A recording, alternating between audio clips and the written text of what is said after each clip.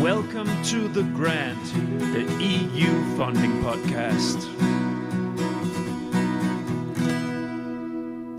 My name is Niels Tudor Winter, and I am the creator, editor, and host of The Grant.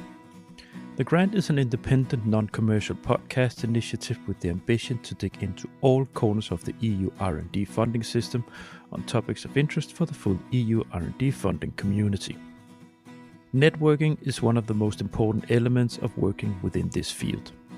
The ability to navigate in this big ocean is vital for success with grants proposals. There are many layers to be aware of and to work with. Back in autumn 2022, I reached out to Lara Valentin Carrera from FUNDITEC in Spain to get her involved in the grant. We have known each other for a long time, and our conversation moved into the issue of networking because that was how we met. So we carved out an episode digging into networking both from a practical perspective, but even more important from a psychological and interhuman perspective. This is a strong episode. As usual, it became a long talk, and I have divided the recording into two. In this first half, we are focusing on the brokerage events and their nature. Please enjoy.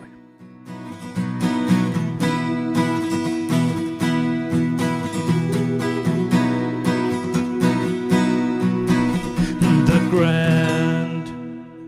Welcome to The Grant, the EU funding podcast. Now, I have been herding in a lot of guests into this show lately. It's very nice. The timeline series, it's been a little more difficult for me to get things rolling because I need some guests to help me with these things. So the budget episode is there. There will come another budget episode soon where we talk about the psychology of getting people to fill in their budgets and the anxieties of doing that and so on. But that's that. Now, today I have a guest. And in the episode, we are going to focus on networking. It's going to be very, very nice. But I just keep talking here. I'm not supposed to do so when you have a person in the room, even if it's a virtual one. So, Lara, welcome. Thank you. Thank you very much. Very nice to have you in. And it's been a long time since I reached out to you back in, late summer? September or something like this? For this podcast? Don't remember. I don't remember exactly. I think I was busy preparing proposals. You're a busy person. Many of my guests are busy, and they often ask me to throw it into the future. And so we did with this. Yeah, so it became almost Christmas. So this will, of course, be, as you listen to this, it will be into probably February. But we are recording this at the date of the 20th of December. So Christmas is coming along. Lara, I'm just chatting about here. Present yourself to the listeners. Okay, of course. Well, first of all, thank you very much, Niels, for approaching me and contact me. We have been for many years in contact in this amazing world of grant preparations, grant applications. So I'm Lara Valentin. I am the director of the projects department at FUNDITEC. A little bit about myself, and then I will give a brief introduction about the center where I work. So I am a PhD. I am a PhD in environmental engineer. I did my PhD in two places. First, I started in the University of Santiago de Compostela in Spain, 2 years, and then due to personal reasons and ambitious and need to do something outside my country, I continued the PhD in the University of Helsinki in the Department of Microbiology, because my PhD was focused in environmental in bioremediation, in treatment of contaminated soil. But that's a long time ago, 10 years ago. I was very focused in science, but I had another motivation after that period of my life, science, that I wanted to continue to be in science, in innovation, but not being in the lab. So I changed to more like project management and business development. manager of European projects back in 2014. And here I am after less than 10 years. I'm the leader of the Department of Projects in FUNDITEC. FUNDITEC is a research center, private, non-profit, and we are located in Madrid. We are a small research center working in three research lines: agri-food, advanced materials, and digital transformation. We have a heavy focus, strong focus in European projects. Is where the European projects give us the possibility to grow in terms of getting new knowledge, getting new R&D lines, but of course also growing regarding our resources. So for us, EU applications, EU grants are key. Yeah. And I always try to zoom in on the specific capacities of my guests. So when it comes to proposal itself, so are you a proposal writer? Yeah, of course. Yeah, I forgot about that. Yeah. I have a long experience in the whole value chain of proposal preparation, but mostly in the phase of the preparation of a proposal. From the text itself. Yeah. So, and also like from the very beginning, like when you don't even have a topic, but you are already analyzing the draft that the commission, well, you might or not might have. And then preparing my colleagues, my researchers, the researchers of FUNDITEC towards the preparation of a future topic. And then once we decide to be the coordinator, because even though we are small, we coordinate proposals, we write proposals by ourselves. Then me together with the technical coordinator, we make a team and we write the proposal. So I've been writing proposals since the beginning of Horizon 2020, mainly focused in impact, in the section of impact. And now in Horizon Europe, I continue in that way. I write the impact part. Okay, so your researchers, they are writing excellence. Excellence, and we do together the implementation. And I'm also, because you introduced the budget issues, I'm also responsible of guiding the consortium towards the preparation of the budget. And review all the financial issues that each partner has to deal with, and also the participant portal or the funding and tender portal. I'm the one that enters and put all the administrative files there. Yeah, it almost sounds like a private consultant. Yeah. Yes. And within the like in-house, yeah, we are like the projects department of FUNDITEC in a way works like a consultant service, but in-house. Yeah. Okay, but it's because it's exactly what I've been dealing with myself. And it sounds like when my guests from private consultants they describe what they do. So yeah. Okay. Yeah. What's your PhD in? A PhD, doctor? What's your PhD? You said you mention PhD? Yeah, I am a doctor. I have to, when in Finland, when you get a certificate of a PhD, you are a doctor in philosophy. Okay. But I'm not a doctor of philosophy, of course. So my PhD was about treatment of contaminated soil with fungi. Okay, so it's biotechnology. Yeah, biotechnology. Exactly. Yep. Okay. All right. And the research center. How many people are there? In FUNDITEC? We are growing a lot, but we might be around 20. But in my department, we are only 4. So the rest of the persons are from they are researchers. And how many labs do you have? We have 3 labs. They are small ones because we're a small center, and they are for the advanced materials and for the agri-food. Agri-food is the smallest department.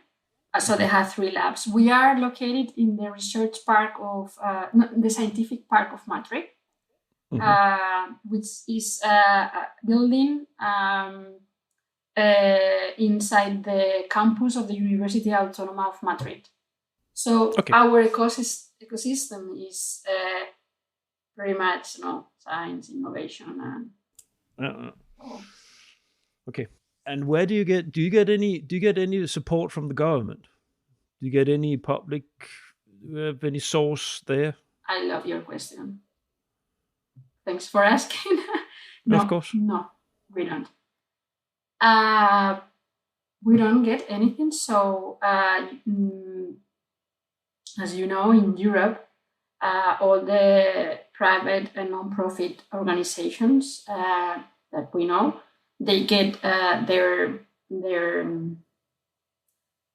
income is coming from 3 main streams of laws. One is the European or the national European grants, the private clients, and then the government support.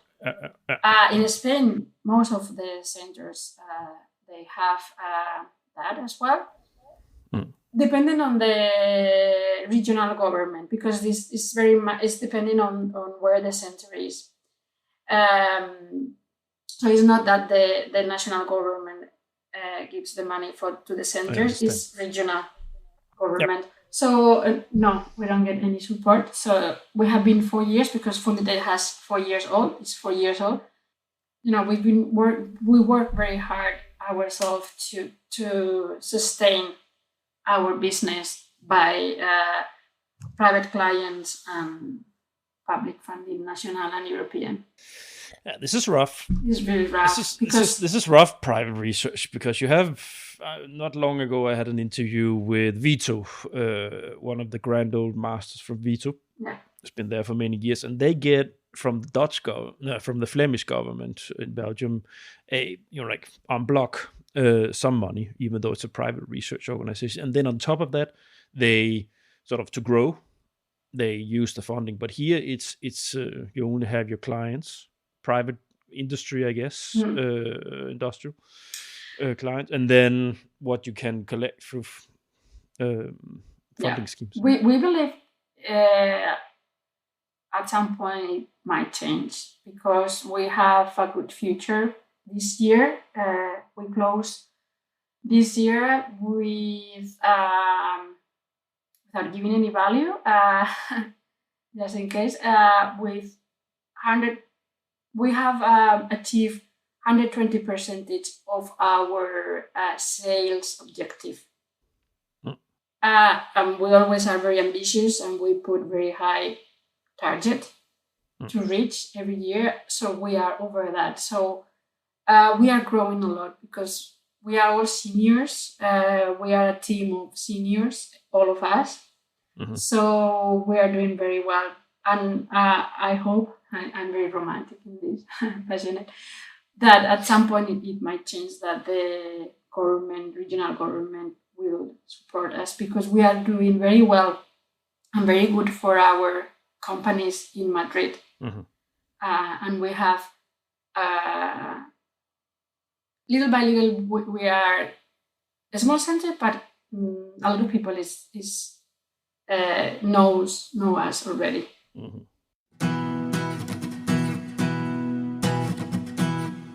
All right. So this is bridging us into what we need to talk about today. So so my method of collecting guests for this show, it's a new podcast. So still, I'm not really getting people requesting to be on the show yet. I've had one. So now it's me reaching out to people. And when I reached out, it's because you're an old contact of mine. And I thought, this one, she's I've been connected with her for a long time. Maybe she would be interested to tell about the private research organization in Spain, how that is.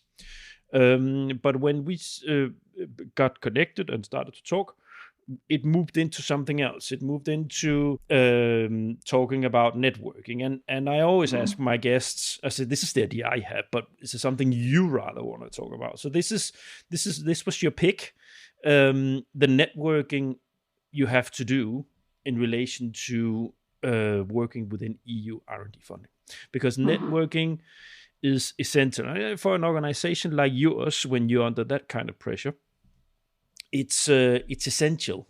It's essential no matter what you do within the sector, but it's even more important that you are a good networker, or at least you have some good networkers in the organization, and that you know how to play on that piano.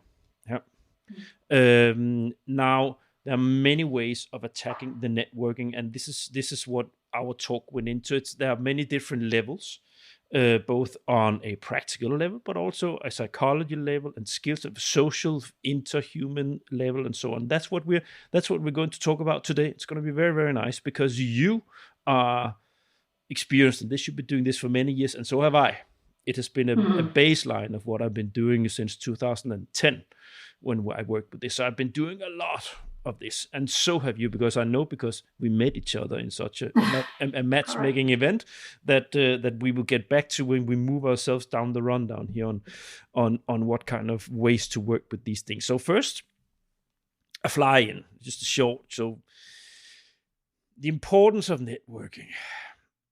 Lara, when did you start on network? You know, like did you come to FUNDITEC, or did you already do it before? Before. Yeah. You know that I remember exactly when was my first event as a very junior project manager. I think it was in 2014. They sent me. I was working in another technological center of Catalonia. They sent me to a Spire event. Mm-hmm. You know, Spire is not anymore. Yeah. The processes for Planet now. Yeah. So I remember that I was there alone. But you know, for me, networking was already essential and something very important in my scientific career. Mm-hmm. So even though I was in another environment, another ecosystem that I was used to, I had already the skills. So why? Because my research, my PhD career was about something very weird. Mm-hmm. We were just few researchers working in the world of microremediation. Mm-hmm. Really, we were like, 10 researchers. Mm-hmm. So you really have to show your results in conferences, your scientific results, and make your voice out. Mm-hmm. If you wanted really to grow in that field. So I was used to networking and communicating or disseminating my results already when I was younger. But of course, I was doing networking for another purpose. It was not for my research career. It was for doing business. Mm-hmm. As a project manager or business development manager. So for me, it was clear that one of my main tasks or functions in a technological center that I've been really into, it was networking. Networking, if you want to achieve the rest of the successful proposals, you have to do a good network. It's the seed of the future. And why is it so? So there are two core reasons why it is so important. So first reason is the proposals. Yeah? So you have each call in this world in EU. It has a segment of organizations that want to approach it. Yeah, you have researchers, or you have industry, or whatever. You have a certain segment that it points toward, and you always have someone who's better than the others. Yeah, you always have, and these organizations, they sort of know each other, or get to know each other as they move on. So they tend to batch up in groups. So you want to be together with that batch. So if you don't know them yet, you want to start to know them. So that's one thing, because then it's going to raise your chances. So that's the one, so raising your chances to get into the right place.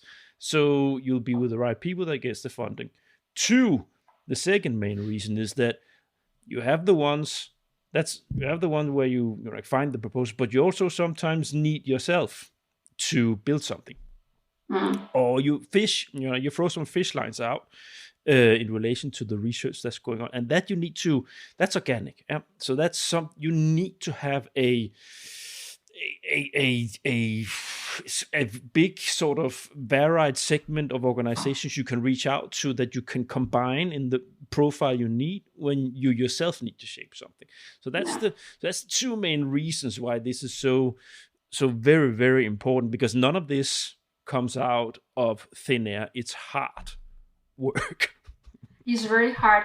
And I've been thinking, while I was preparing this interview, thinking about this interview, I'm not sure, maybe I will have, maybe the audience will think different, but I think in any other business, the networking that we do is the same.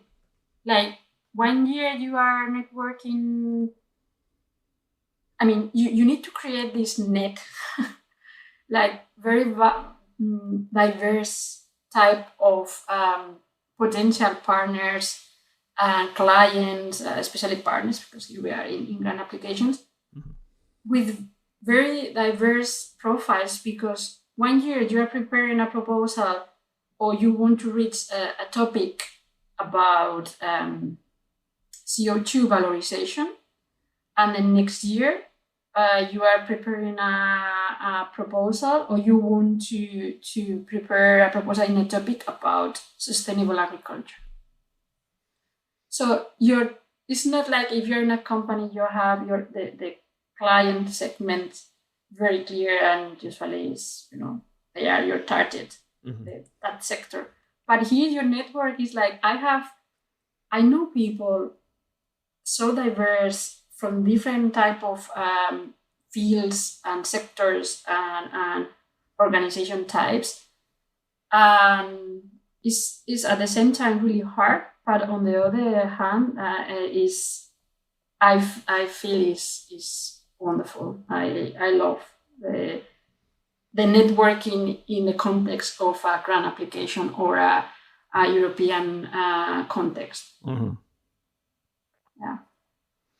Yeah, I by nature I'm a little introvert, so it took me some training, but to become a real good networker within this, because you cannot. I guess the matchmaking, we'll get to them. The matchmaking events, speed matchmakings, that helped me.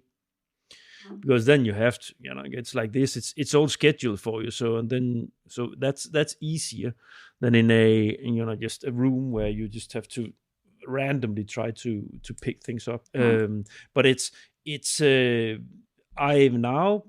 Well, I don't work with him. Everybody who's been listening to my show or follows it, they know I'm not doing this anymore. But I'm networking, of course, in the work that I do, and it helps me a lot. What I've learned over the years to how to do these things. So, yeah, I think we develop very important personal skills that this creation of the networking in the context of EU projects.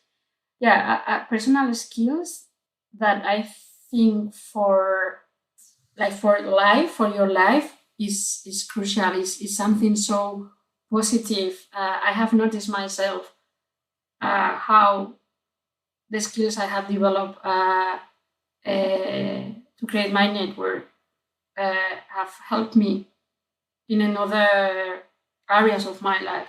Mm-hmm.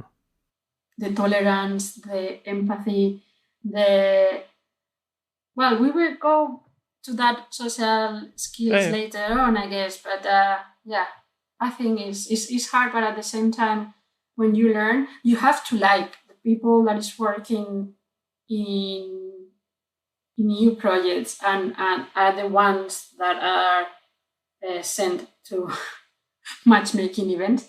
For example, they are type of people. There's people that enjoy to do that. Otherwise, it's not working. You know what the square root is with proposals, research proposals, I guess, any kind of proposals where you need to go into a partnership. It's a social group.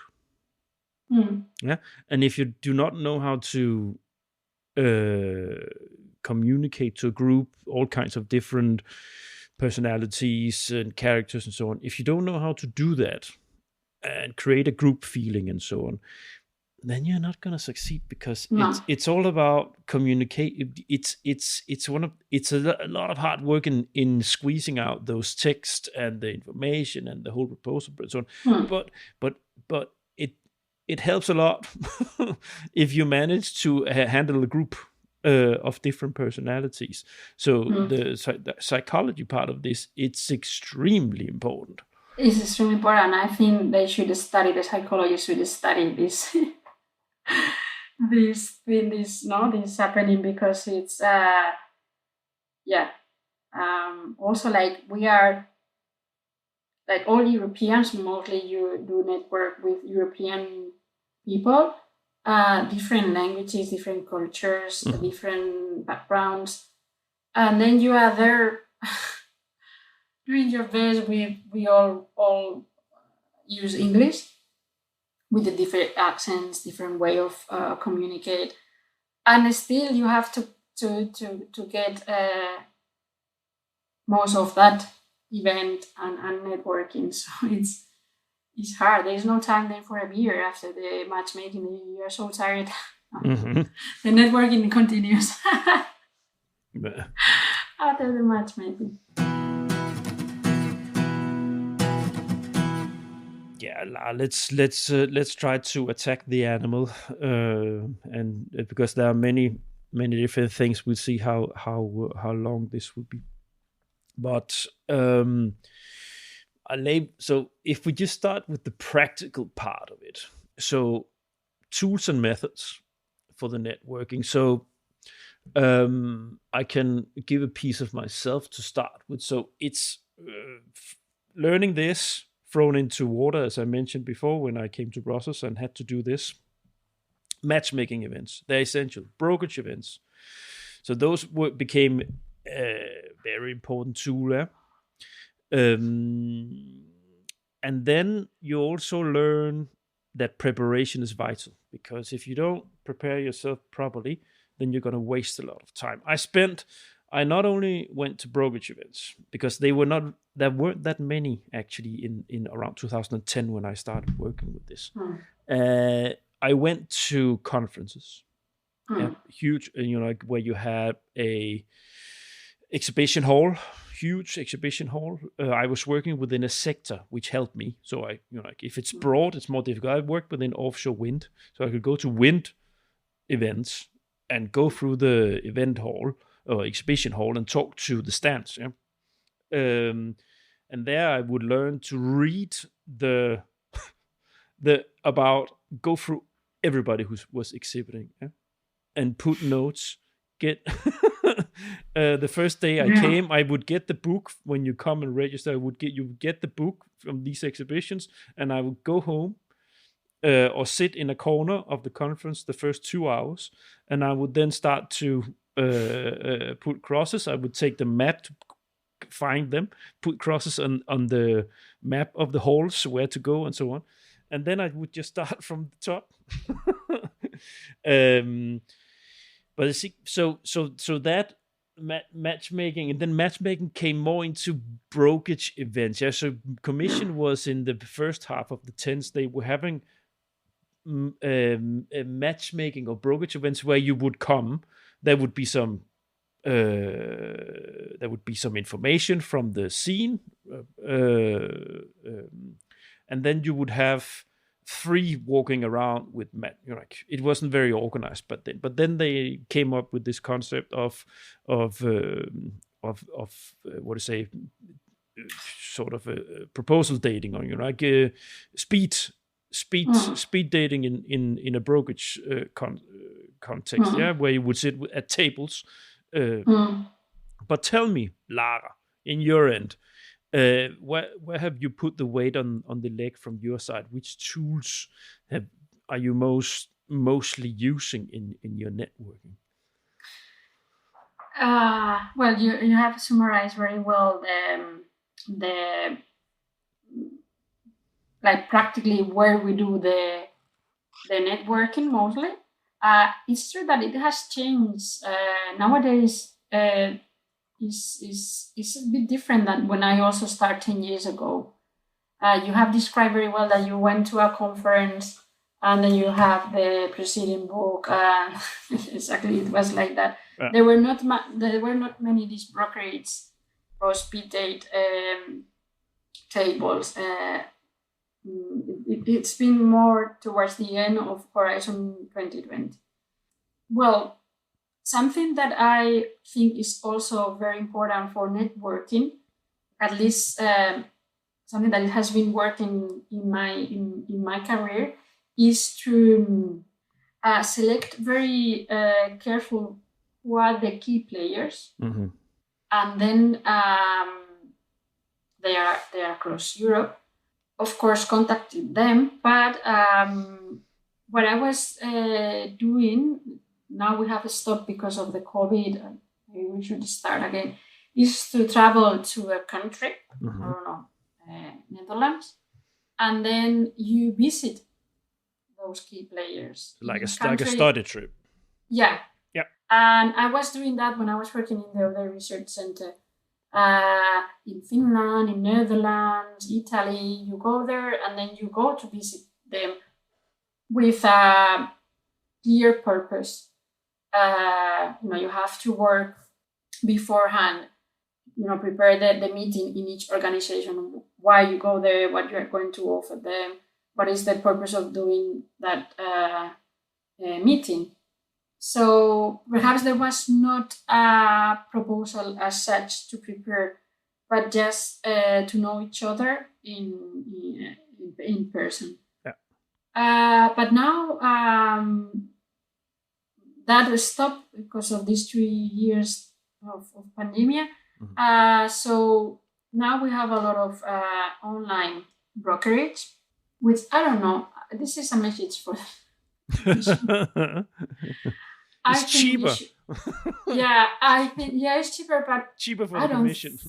It's like it has I don't find the correct word in English, but it has stopped of working anymore, because that the other day I was in the brokerage of the cluster for only the digital destinations. Yep. And there were more than 1,000 people registered.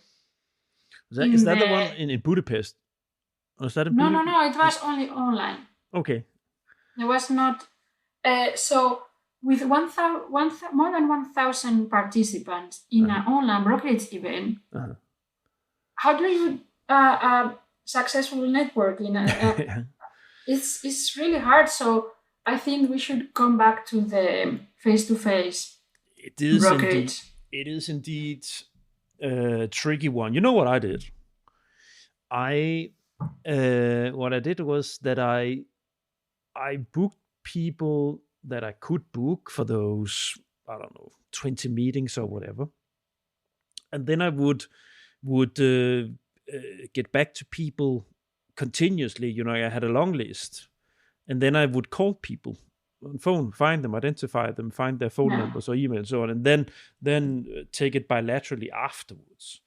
But it's not, the good thing about the digital part, because that really grew with the pandemics, was that you suddenly had everybody there in a sort of a database. So I've been using it as databases. because these sites keeps on for years. So you can, I could always go back to the brokerage website and find out who participated, and because the filter functions there, you could quite, it worked well for me in a situation that was in need. It was just how it was, but I tried to at least get the best out of it with the tools that was available. And you are right. The information is there, the people is there, you can go back, and even the platform in some brokerage is open. During months, you can even have meetings after the proposed day of the brokerage. That's right. You're correct. So here the key is to write a appealing and sexy profile of your organization. Being very honest, like if what you are looking for, and then use the marketplace very, very well, very clever, and not just, you have to use the marketing tools. Like what I do is I put as much project cooperation as possible, but not with a general description of the capacities of our center. It's a work of months before the brokerage with the researchers of FUNDITEC. Mm-hmm. We sit together, we decide which topics we want to mm-hmm. we like, our priority list of mm-hmm. topics, and then the researchers book time to develop a pitch for that topic. Yep. So that is sexy, appealing for a potential coordinator. And then that pitch, I summarize it and put it in the brokerage. Then you increase the chances that a coordinator can contact you and have a meeting. But I think at least, like, even though I do this and I think it is how it has to be, mm-hmm. I have seen that is decreasing for me, that I work in this networking a lot, mm-hmm. the online brokerage is not my priority. I don't do networking like in online anymore. Okay. I do, but it's not in the top. Okay, so you prefer to go physical to the meetings? Yeah. As much as possible. Yeah. I just want to because no matter if you go physical to the meeting, you still have to fill in this site. So maybe we should just as for the listeners who are maybe less experienced or maybe never even seen this, explain a little bit. So you have these matchmaking events, and the concept is that you have 20-minute slots over 1 or 2 days. So you get the possibility to meet 20 people, something like this, up to 20 people over 2 days. So you register your profile, get back to that in a second. You register your profile, and then when you're registered, then you can book people if they are not fully booked with their schedule. So you go in, and then you can look who's everybody who's registered there, and then you can identify and request meetings. Now, what Lara was just talking about here is that when you register, you of course need to present yourself. So you make a profile there where you, of course, the classical data, what kind of organization you come from, the facts, but you also need to qualify why you are there for the networking. So here it's vital that whatever you do a little bit of preparation here. You need to allocate time to do a proper work. And that's what Lara just explained. Research organizations know these things, private companies less often. All research organizations, they know this and they do it. They register, they make profiles, and then you can make pitches often. So there's a pitch session if you have a specific capacity within what you want, where you can say, look, we are very good in water cleaning, or we are very good in biomass valorization, or we are very good in whatever. waste handling, sorting. So you can put your specific and put also if you have a proposal or whatever. So you have all these kind of values, and this is, if you want anything out of this a kind of activity, you should spend the time to prepare yourself properly. And I think, in general, with with networking, within this, you cannot do this shallow. You have to prepare yourself. We're going to get back to the direct approach in a second when we finish these matchmaking events. But when you do these matchmaking events, methodology should be, for Christ's sake, take the time to prepare your own stuff, but also prepare yourself before the event. The people you book, read what they wrote. Find out, what I always did when I was doing these things, I went through all of the participants, no matter how many. I didn't read everything carefully through, but I went through all of them and ticked the ones that was on my priority list. And then I would often end up with a lot, much more than I could book. And then in the end, I would narrow that down to the ones I needed to meet. I took the time, booked it in my calendar to do this, because if you don't do this, you lose out on a possible, even if nothing comes out of it at that event. It's something where you can see, these people work within this, and we do these kind of things, and you might need that in a year's time.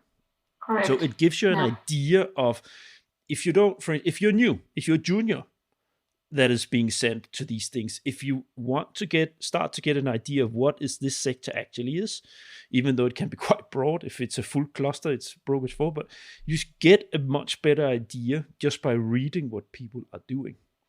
For your own future, carving out and crabbing yourself towards identifying, okay, this is the one, these are the people I need to know. Yeah. Preparation, and also you have to do it beforehand. Even your selection of priority partners, organizations, you have to do it beforehand. And I remember many times when it was face-to-face, that then you're in the plane and then you have to remember yourself, like, okay, I have 15 people that I'm going to meet, and you have to memorize who they are and why I want to speak with them, because you only have 20 minutes. So you have to be really quick to really ask the specific questions. So you have to really kind of remember, because you maybe have time when you change from one table to the other one, and then you are in front of one person like, your note apparatus needs to be. You need to put the notes of the things you have to ask that person. Yeah. Then you write the note like this and this. Then you read quickly your notes, and then I remember. And sometimes, so if we just step into the feeling of being in these places, this is very technical or practical. But when you step into this place, first time you do it, it's a shock. You don't realize how exhausting it is to take these kind of meetings on a row like this, especially if you're fully booked. So it's later your brain needs to be super focused for 20 minutes. Then you shift. If you're lucky, they have put in 5-minute breaks in between them. But often they ring a gong, go to the next table, and then you go. And if it's an important club, if it's important matchmaking, and you have many important meetings, it's when that day is over, you're done. Your brain is fried. And I think also in these events are important, the network you do in the coffee breaks and in the lunch breaks. It's not just, okay, I'm going to have a coffee and I'm going to have a break and rest. I use the coffee breaks for doing networking, because maybe I know a person that I couldn't book, or I didn't know that he or she was there and I want to speak with him. So I use the coffee breaks or the lunch breaks to do networking as well. So spontaneous meetings is also, you have to consider, and they are very, as important as the ones you have booked and prepared. Yeah, and then for these, I can say for myself, the people that where you can see through that they are there, like of own interest, or where then it's a turn off. You don't deal with it. So this is not just, this is what Lara, I guess, we're also talking about here, why you like these physical means, because you can much easier read people, body language, approach, you sort of get a better idea, sort of what do you say, Fingerspitzgefühl, as you say in German, the fingertips feeling of who you're sitting in front and what they want. And if when you can see that there's not that the other person doesn't really have an understanding of what they're doing, or if they're just there to get what they want, then it's not a matter of not, because everybody comes because they have an interest, they need to gain something in relation to projects and proposals. But if it's too much on the weight of the leg of not really caring much of anything else, then it's, like, it rubs against the hair, and you just so this is, I guess, why you prioritize the physical ones, because you can much easier see what potential partner is good to work with or not good to work with. Yeah, completely agree. Yeah. In an online, you have 20 minutes, you have a screen, then 20 minutes are gone, and then and you don't see that person anymore. In physical meetings, matchmaking, then you still see that person, and if something has popped up and you realize, like, I think with this organization, this person, I can do business. Then you have to be very clever and then approach him or her again and talk a little bit more. Yeah, on the break, the coffee break. There's coffee break, so yeah. What I wanted to touch a little bit upon, what was important for me as a tool, step a little bit away from the matchmaking events, database. Having a clear tool for my networking was my database. And here I will be fading out of the first part of this double episode on networking for EU funding. The second part of this double episode will be released next Monday. And here we will dig into the interhuman and social skills that you need to continuously develop when working with EU R&D funding. Further, we will move into the personal network you will build and its potential to influence your personal career and personal friendships, not the least. You can look forward to that. See you then.